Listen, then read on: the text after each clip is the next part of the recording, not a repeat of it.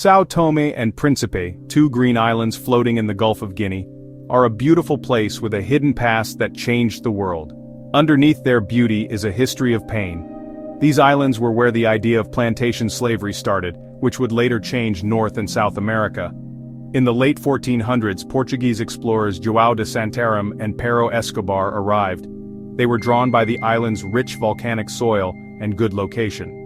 The Portuguese king gave land to settlers, including people sent away from their homes and Jewish children who were forced to change their religion. They were told to grow sugarcane, a plant that would soon become very popular in Europe. But sugar needed a lot of workers that could be controlled. The answer was enslaved Africans, who were brought from the mainland to work in terrible conditions. Sao Tome and Principe became the world's top sugar producer, but at a terrible human cost.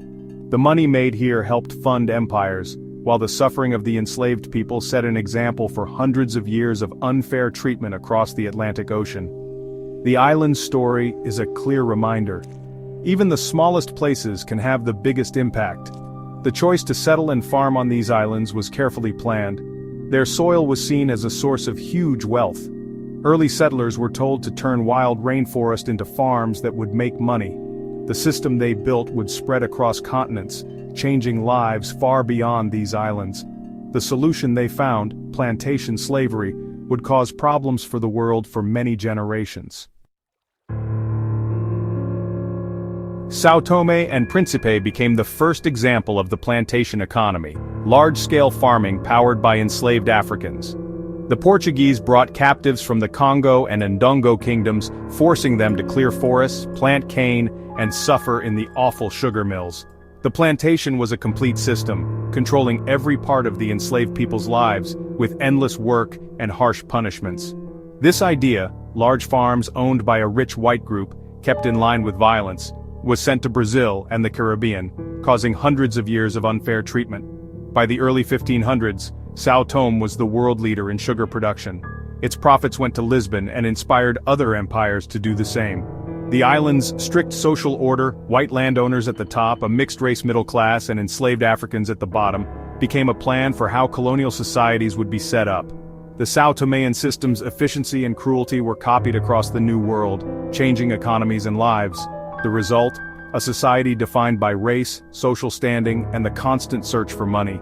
The success of the plantation model showed that huge fortunes could be made from tropical crops and enslaved labor. The world would never be the same. Sao Tome's dark new idea changed history.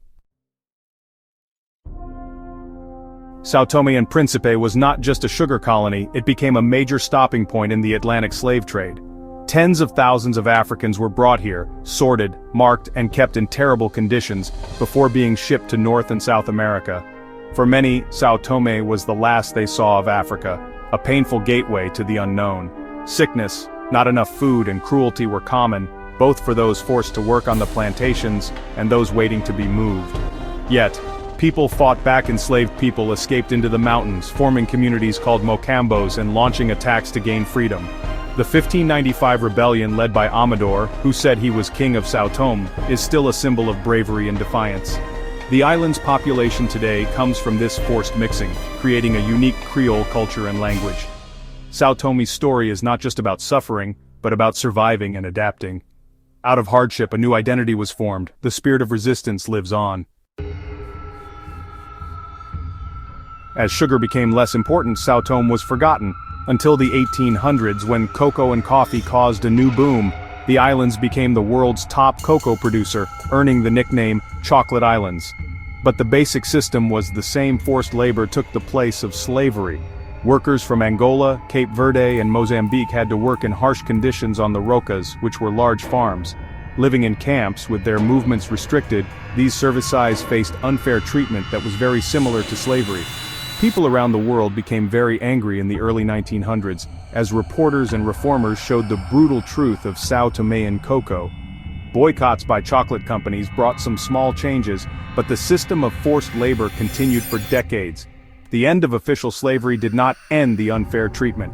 The island's wealth continued to be built on the backs of those who were exploited. The cycle of unfair treatment was hard to break. Sao Tome's story is a warning. Old systems are hard to get rid of.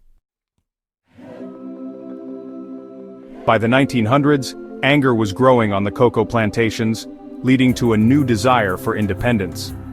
The Batepa massacre of 1953, when colonial forces killed hundreds of Santomeans, became a reason to fight for freedom. The Movement for the Liberation of São Tomé and Príncipe, MLSTP, was formed, led by people like Manuel Pinto da Costa. They pushed for independence through political and diplomatic ways. The Carnation Revolution in Portugal in 1974 brought down the dictatorship and opened the door for countries to become independent. Talks moved quickly, and on July 12, 1975, São Tomé and Príncipe gained peaceful independence. Pinto da Costa became the first president, and a new chapter began. The fight had been long, but the dream of ruling themselves was finally real. The nation was free at last. Today, São Tomé and Príncipe is a stable democracy, but its economy still relies on cocoa, coffee, and pepper. The change to small groups working together and fair trade chocolate has brought more fairness, but they are still affected by global prices.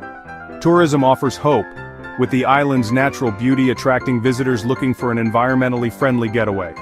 The challenge is to grow in a way that helps local people and protects the environment. Discoveries of oil offshore promise wealth but also risk, the oil curse that has caused problems for other nations. Managing this resource wisely will be a key test for the country's future. The balance between good opportunities and dangers is delicate. São Tomé is at a turning point, its choices shaped by history. The future is not yet decided. The sounds of São Tomé's past are everywhere, in the old farm ruins, the Creole languages, and the rhythms of traditional music. The history of slavery and colonialism still affects the economy and society, with poverty and inequality being ongoing problems.